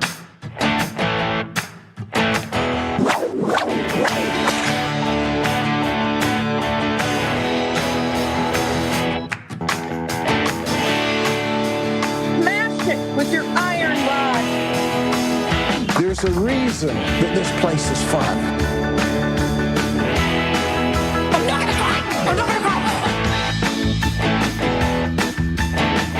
Have you ever been a member of the Chinese Communist Party? Morning. You cannot say you love your country. There's always been, in this country, 30 to 35% idiots. Where are my weed smokers at? I love it when you're angry. Can you let him finish, sir? Seriously, what the This is no summer camp. It was great. I loved it. I love it. I love it, love it, love it. I look forward to our occasional conversations with this guy. He is one of the leading educators when it comes to astronomy in all the world. He has actually produced an astronomy text for students of astronomy, and it's available for free. You know, textbooks at the collegiate level, et cetera, very, very expensive. And Professor Fraknoi has been part of an effort to make all of this accessible, and I'll have the links to it under this video. But please welcome, and I want to ask him about the celestial heavens around the wise men, and if there's any truth to all of that. How about it for Professor Andrew Fraknoi? Thanks for an introduction. Professor Andrew Fraknoi, you know, I elevate you. To me, you are Neil deGrasse Tyson before there was a Neil deGrasse Tyson. And you capture the wonder of so much that's associated with astronomy and the science of astronomy as well. And so with that little preamble, I ask you,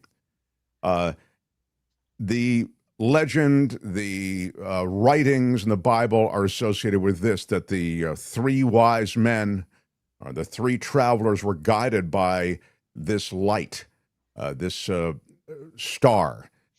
Is there any kind of Christmas star that might have been there that they saw? In other words, is it underpinned by any kind of potential reality? Wow. Well, we'll never know, but it's an excellent question. I wanted you to know that besides you, people like Johannes Kepler asked this question. Wow. This has been a fascination for many centuries, and we don't know the exact date of the birth, so it could have been any time in that period when BC turned to AD.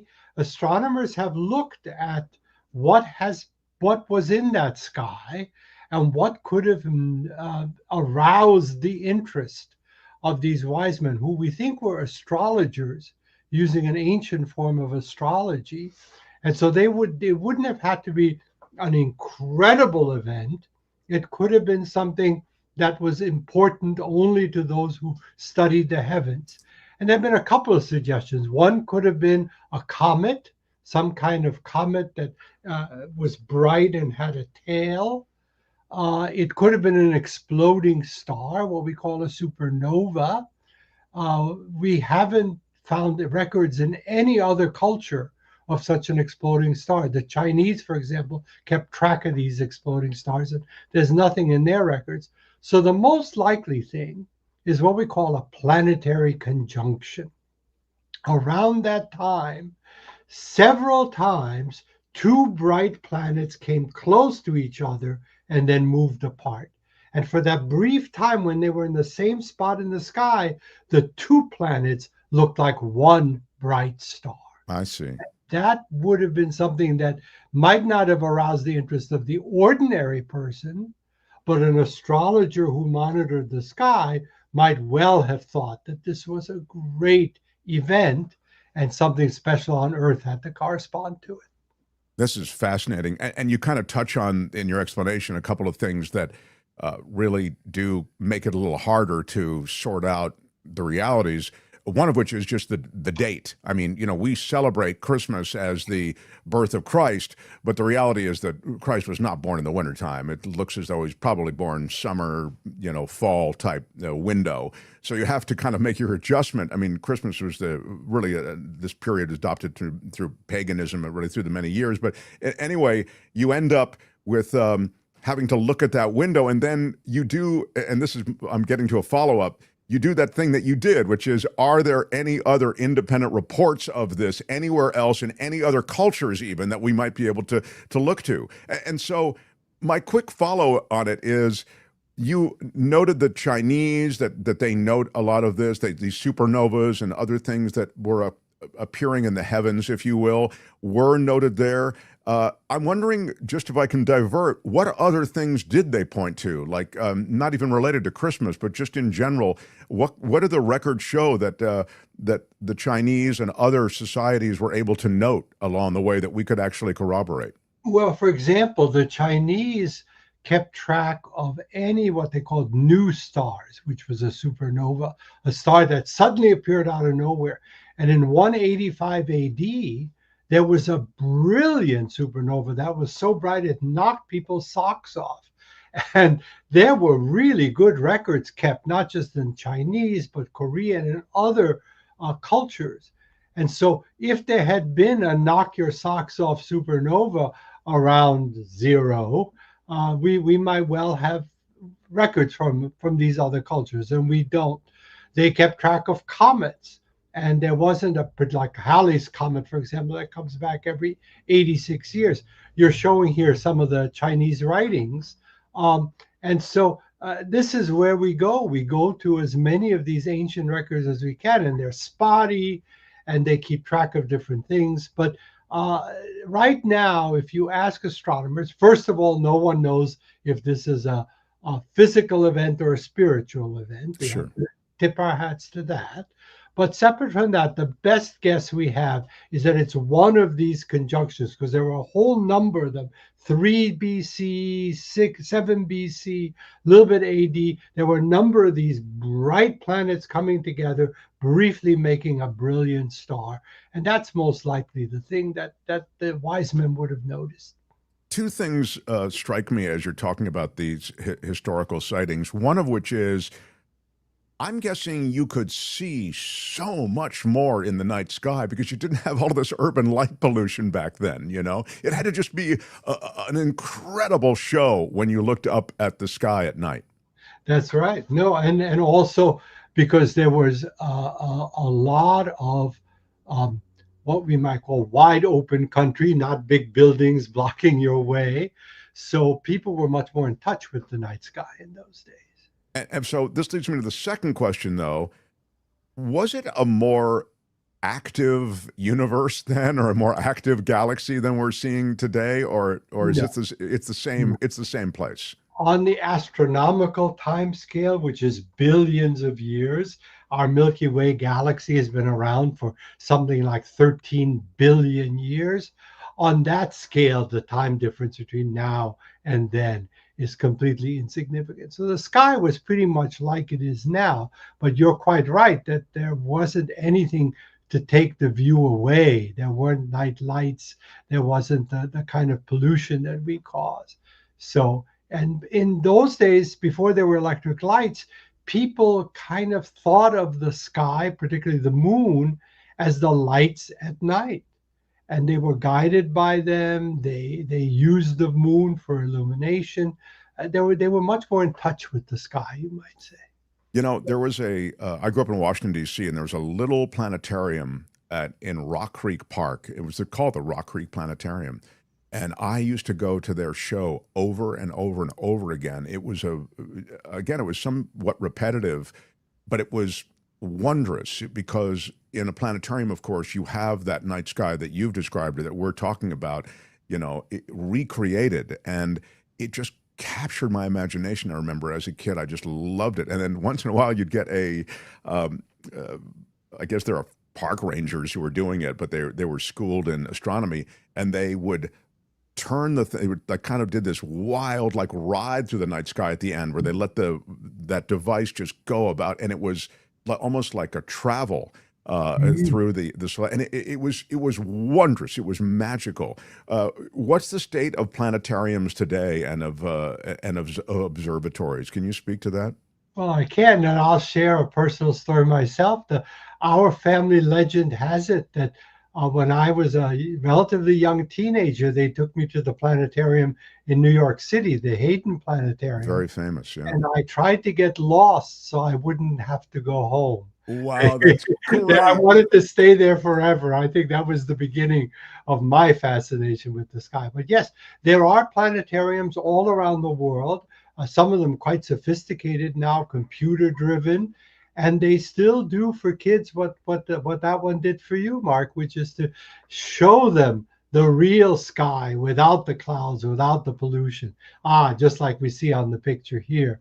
And it's an amazing experience. If it's funny. Also, your family do it. Right. It's a great thing for, as they say, kids of all ages. But I also think that today, there are apps now on your phone, like you can hold up, I'm sure you've seen them, where you can hold up the phone to the night sky and it'll show you what you're seeing. It will bring a coherence to a lot of those things that just are bright lights in the sky, That's right. And they're relatively inexpensive, and it's amazing. The problem with it is that right now, there are so many satellites being launched. Elon Musk and others are launching all these satellites to provide broadband and make money. And these satellites often reflect sunlight. Even in the night sky, they will reflect the sun that's set. And so the upshot is that as they go through the sky, they make a track. And we are beginning to worry that will confuse people who look at the night sky, certainly astronomers trying to take pictures of the night sky. And there are companies scheduled to put up tens of thousands of these satellites in this competitive era. And we're tearing our hair out. And really, there's a group of astronomers talking to these companies. How do we get them not to be so reflective? How do we get them not to destroy the wonder of the sky? Why can't they use less reflective materials? And yes, I mean, what is the problem? What's the impediment? They hadn't even thought about this. They were so busy thinking about how we're going to make money off of getting broadband up there. And in some ways it's a good cause. Sure. So now they are thinking more about it, and particularly just the sheer numbers are scary because there's so many different companies now doing it here and abroad. And talking to all of them, there are probably more people to talk to than there are astronomers.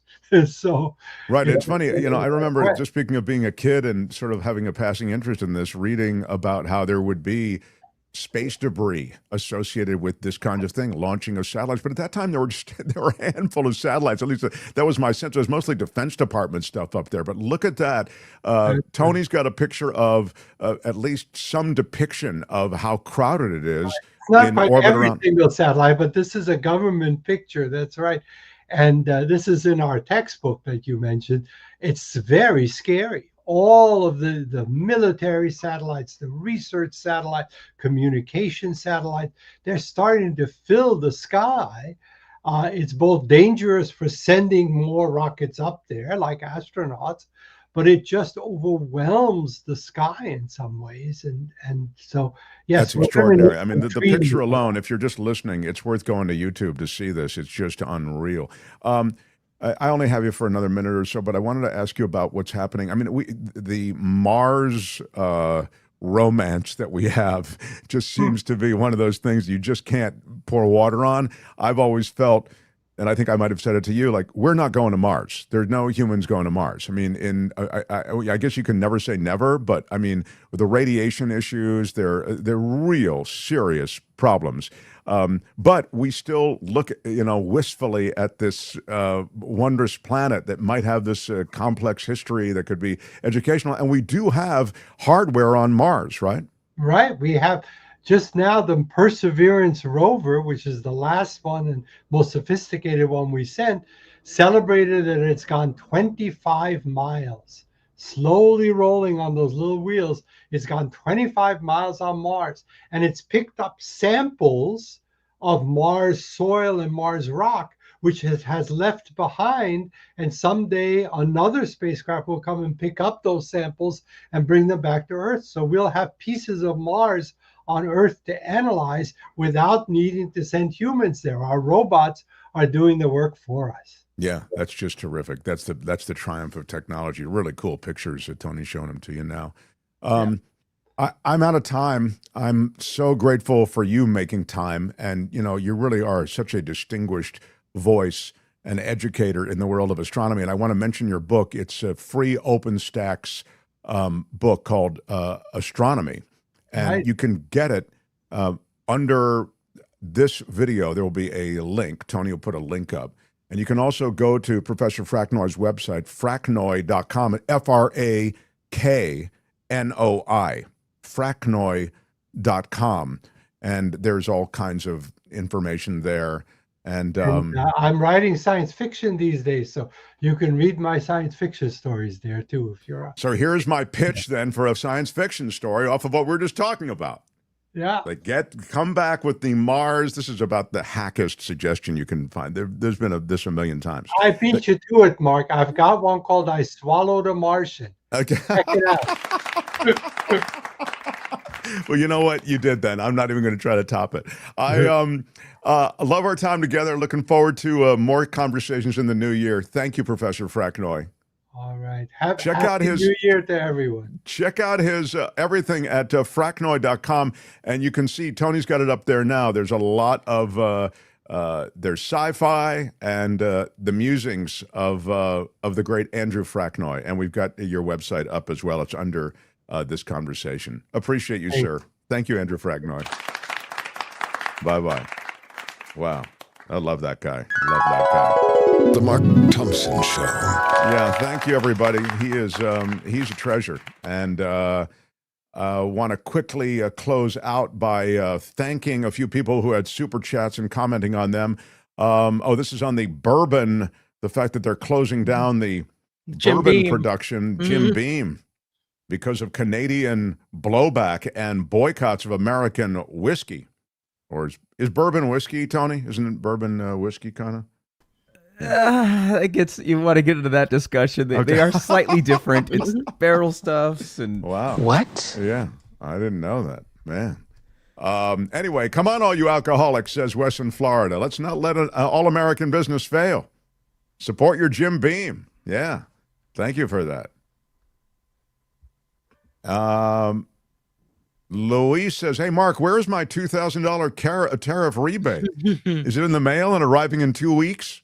Or have I gone patriot and donated it to the ballroom? Hashtag another scam. Yeah. We're going to be, we're all going to have ballrooms at our home because this tariff money is going to make all Americans rich. Debbie says, how about we share a pic of our oldest Christmas ornament for tomorrow? Maybe a potential prize. I like that idea. What kind of prize? Girl, you just woo. I don't know. We could, I've got certain things I could definitely. There are a couple extra coffee mugs on the shelf behind you. That's right. These are collectible too. You can't get, I don't think you can get those anymore. But I'll tell you what, we can send you a coffee mug. Sure. I'm worried about, in transit, it could get chipped up. But we could, I like that. So what is it? Your oldest Christmas ornaments? Yeah. I will also take Chinooka ornaments of any kind, and I'll take Kwanzaa, any kind of Kwanzaa ornaments. I will take anything that even is tenuously connected to the season of giving. So if you have any kind of ornament of any kind, it doesn't have to be Christmas, it can be it. Because I feel, and I'll tell you why I'm doing it. I don't mean to, but I'm saying I feel like I neglected Chinooka a little bit. I feel like I neglected Kwanzaa a little bit. So I like to, lift them all up at the same time. This summer, says Luis, coming to the Grand Ballroom, JD's Coachella, featuring Nicki Minaj, Kanye, Kid Rock, and newly pardoned Diddy, and God bless the USA, dude. Yeah, exactly. Let's pardon these people and get them out there so they can start doing some real dancing in the ballroom. Vivian Alshawa says, happy birthday to another December baby. Mine is today. What? Yay! I love Vivian. Thank you for the $10 super chat. And by the way, birthday. Vivian is an OG of this show. Girl, you just woo. Girl, you are just woo. I love it. This is a big, big week for birthdays. Let's face it, Jesus is pretty huge. That's Thursday. But as huge as Mark Thompson, I mean, you're kind of a big deal. I am. Do you know who I am? I'm not. I'm kind of a big deal. I don't want to say that I'm in the Jesus category at all. I mean, I don't think I'm anywhere close. But once you get past the divine and back down to us mere mortals, then I can kind of, rub shoulders. And Vivian Alshawa is one of the people I'll be rubbing shoulders with because it's her birthday today. Happy birthday. And the happy holidays. Vivian Alshawa, yeah. Who was it who said they were like Jesus? Was it Trump? I don't remember. Yeah. You'd have to Google that. I don't know if that's right. Wasn't that John Google it. I'm check it. I don't remember that. I think he said he's like Lincoln or Washington or I don't know. But but you know what? I think you might be right. Yeah, I'm trying to think. It was in Trump relation. Here's an article from The Independent. Trump compares himself to Jesus Christ again. It's not the first time. Not the first time. I've never seen anything like it. Wow. Man. Oh, goodness. That's right. I remember They are kissing my ass. All right. Well, it's that time of season. It's an ass kissing time of the year. I could continue all day, but I need acetaminophen. Yeah. It's time to kind of take your acetaminophen. Acetaminophen. And move on. Tony, do you have any closing remarks before I dismiss all the boys and girls? I mean, I'm going to let everybody go here in a second. Your Honor, I'd like to ask for a recess. Yeah. What do you... No, I'm good.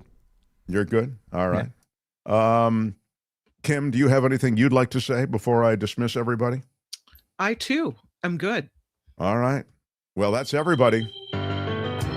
Tomorrow, a special Christmas visit live with the Pulitzer Prize winner, David K. Johnston. Yeah. Yeah, you will like it. We will get into everything, look back at the year, look ahead to next year. Also, a morsel with Liz Oyer that I will guarantee will make you angry. And we have anything? I think tomorrow I may be getting Cliff from Coachella Valley Coffee to come through for just 5 minutes or so. Say that JL Covan will be here. JL Covan. I love it. And he is running for office in New Jersey. This is going to be a great day tomorrow. Yeah. So please hit the alarm and you'll know when we're on. And now... I'm Shadow Stevens for the Mark Thompson Show. Bye-bye. Thank you, everybody, for supporting the show all the ways you do. Out of time. Bye-bye. Out of time. Like to hang out, but can't. Bye-bye.